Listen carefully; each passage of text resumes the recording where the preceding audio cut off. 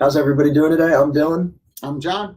And John, why don't you go ahead and show me your cup you're Oh, so excited about? so this is old school, my children from, 10 plus years ago, in honor of, because I don't think we'll be doing a Facebook Live next week. So I wanted to give my kids a shout out before Father's Day. They're awesome. They don't look like this anymore. They're a lot older, college, all that good stuff. Happy Father's Day to those dads out there.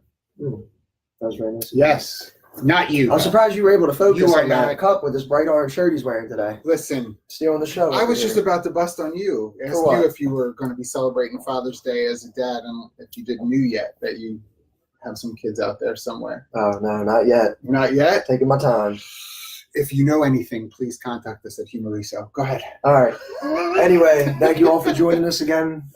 For those of you who are joining us live, we're continuing on with our Facebook Live questions. Today's topic is bad managers and what to do with them. Mm-hmm. So we're going to go ahead and kick it off with question number one. What to do if you have a bad manager? Well, I think last time we were on Facebook Live, we talked a little bit about bad managers. And really,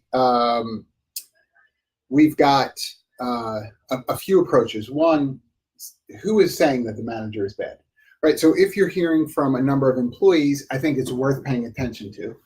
If you really are just hearing from one employee over and over again, mm-hmm. is it really something systemic, or is it just a conflict between this one employee and sometimes personality does matter, sometimes style obviously plays into this. I've had complaints come from an employee. I remember one time years back, an employee let me know that a manager was constantly picking on her. And I was like, oh, that's terrible. Tell me why. And, she said, well, every day, he waits for me in the morning. And I said, well, what is he doing? And she said, he yells at me because I'm late. And I said, oh, okay. Are you late? And she was like, well, yeah. And I said, oh, okay, well, we talked for a little bit longer, and I said, well, let's try an experiment. Be on time for the next few days. Get to work maybe even 5 minutes early, and then let me know if it's still happening. And I checked back with her, and I was like, is it still happening? And she's like, no. And I was like, see, what? Look at that. There we go. So, was that person really a bad manager? No. Again, we can have the debate about micromanagement of time, but at the end of the day, if you were supposed to be in work at 9 and you don't come till 9:15, at some point somebody's going to say something that doesn't make the manager bad. So make sure you understand where this commentary is coming from. But if you do determine that there's a bad manager, then, and I think in time gone by, you and I have talked about this, that I really subscribe to the assess, address, assess mentality. And so what do I mean by assess, address, assess? The first thing you have to do is assess the situation. As I said, is it really what's going on? But you also want to assess the expectations. Expectation management is a necessity in so many organizations, and it just doesn't happen with enough attention. People just assume, right? Well, you do marketing for Humareso. You know what you're supposed to do. And then nobody ever talks to you about it again. And it's a year, 2 years, 3 years, but maybe I have a different expectation now. Right, your role has evolved, at least in my mind, but I've not really communicated that with you. Yeah. So you don't know the expectations. Yeah. So now I'm irritated with you because you're not doing what I think you should be doing, or at the level that I think you should be doing it, but I've not given you any indication of what that's supposed to be. Does that make sense? Yeah, it makes sense. Yeah. So that'll definitely throw little things off guard right there. Right. I mean, when I sit down with you and say things are working out, you're like, why? Right? Because you should be doing this. If you never knew, it's actually the same thing for managers. What are the directors, what are the leadership above these managers offering to the managers so that they understand what those expectations are? If your expectation, though, as a leader is, I don't want any trouble, right? I don't want to hear people complain about you. Well, you are not setting up a manager for success, right? Because somebody's going to complain. But again, assess all the details around it. What are the expectations? What are the job duties for that manager? Is he or she fulfilling them? Come back to the role. every time come back to the role. It's the smartest thing to do. Whatever you notice as having to be dealt with, that's the address part. Let's address what the situation is. Let's address the areas of responsibility that you're not meeting. Let's address your communication style. Let's address the expectations that you think you can't handle. You know, once we kind of iron it out, and you're, you know, if that manager's like, I really appreciate the clarity here and the transparency, but there's no way I can do all that. You might not understand it takes this long to do this, it takes this long to do that. If the leadership doesn't understand that, then you continue to have this cycle of frustrated managers who leave on their own.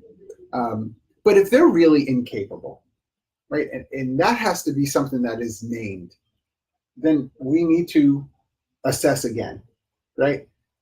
Now that we've talked about this, you still are not stepping up to the way you need to. You're not communicating the way that you need to, the way that we value communication, and we need to address this. This isn't the role for you, right? You got to go.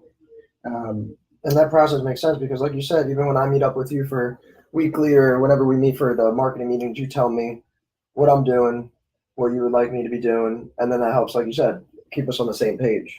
Yeah, because keeps things in line so we can communicate, so that you're not sitting there. Right. What's Dylan doing? You know, blah, blah, blah. I mean, I ask still, what is Dylan doing? That's never going to go away, but for other reasons. But the idea, you're right. I mean, some of that, and I'm again, for people who are listening, it's not necessarily that it's rocket science. I appreciate what we're talking about right here. Seems like very basic human communication, but it does not happen the way that it should within business. It doesn't. Email is not the way to address all of this. It is not. You cannot do proper assessment just from an email conversation back and forth. You have to sit with somebody and talk through things. Tell me what you think about this role. Tell me why you think it should be happening this way. Tell me why you're doing it this way. And hear from the person. You also need to look to see what the expressions are, right? The body language. All of the other forms of communication are so important. I don't want to just do it on the phone or by email and then miss out on people rolling their eyes. I know that it's not something we all like, but I at least want to be able to look at it and say, oh, you just rolled your eyes when you said this about the job. Why does that frustrate you? Oh, no, I'm not rolling my eyes. You did. I saw you. I'm not yelling at you for it. I just want to know why. What is it? Because, John, you don't understand how much time it takes to do that. And it's so frustrating because I feel like I do it over and over again and it's never right. And I keep, okay, then that's an issue. We need to talk about that. We have to address that. And now when I assess you in the future, it's going to be in light of these steps, these proactive steps we've taken to change things. Then you can't use that as an excuse anymore. What happens if it comes down to like a large company and the manager's in charge of a ton of employees? Is that still face-to-face meetings? Yeah, I mean, I would say as best as you can to do face-to-face. As you get into larger companies, what can sometimes happen is the layer, right? The management bureaucracy starts to take over.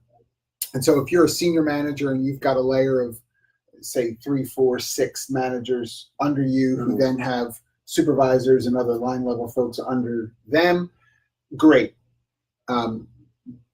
The reason I say great is because there's sometimes that senior manager needs to leapfrog over the next layer of management and get down to the supervisors and line level folks and ask, if I'm that senior manager, Dylan, talk to me about your marketing manager.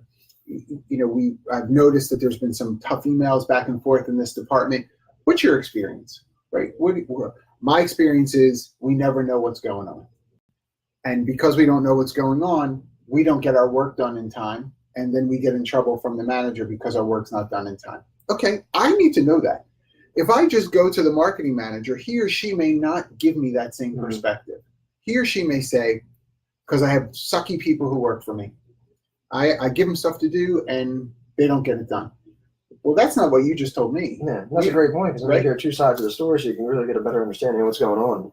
And that takes a little bit of time. I recognize that it's going to take time out of your schedule to have some of these conversations, but it's necessary because if we need to get rid of a bad manager, let's do it for the right reasons. I'm not interested in just, random firing for the sake of firing. Mm-hmm. It doesn't always mean that someone that you don't jive with personality-wise should go. If they still subscribe and operate out of the values that the organization holds, if they are on board with the mission as a whole, if they see the vision of where the company's going and are building towards that, then don't let bad management just be about the fact that there's a conflict of personality or style. Work through that. Call it out. There are times in my career, and I know I'll make some people cringe, there are times in my career where I've sat with folks who were subordinates, other HR managers or generalists who were in my department, and I've had to say, I really appreciate the work that you do, but I want to tell you there are times when you really just get on people's nerves. You're just over the top. So your work product is being distracted by the way in which you're responding to people. How can we get past that? Because you're not being looked on as knowledgeable in your expertise as you are, because you're just mean. And you're not saying it to hurt their feelings. You're just saying it to help them. Somebody needs to tell them, because if we just fire them, they're just going to be the same person somewhere else. And not be given maybe the same level of compassion as maybe, and I know that may not sound compassionate, but I find it to be. Someone has to sit with the person and say, you can be better, or you're not getting promoted because this is what people experience of you. And that's unfair. I get it, but you can't ignore it. Every time people come and ask you something, you are short, or most times people come and ask you something, you're short in your response. You're curt, you're rude almost. And folks respond poorly to that. They don't like it. And they're asking for you to be fired, even though the work that you do could be quality work. This is getting in the way. So do you want to sacrifice your career because you've got a bad attitude? You got to figure out your bad attitude. Let's address that. And then we're going to have some assessment markers in place. We've done our initial assessment. We're now addressing it. We're going to assess it again. It's a nice 3-step process. There you go. Clear and cut. Well, I mean, that's all I had for you today, honestly, because that you was covered a lot of stuff. You had me talk a lot there on that one. That's a I lot. know. Yeah, don't do that again. All right, won't happen again. Remember that for next time. All right, that wraps it up for today. I want to thank everybody for watching this. It's going to be up on our YouTube later, as well as our other social media platforms, and we'll catch you guys next time. Take care, everybody. Thank you.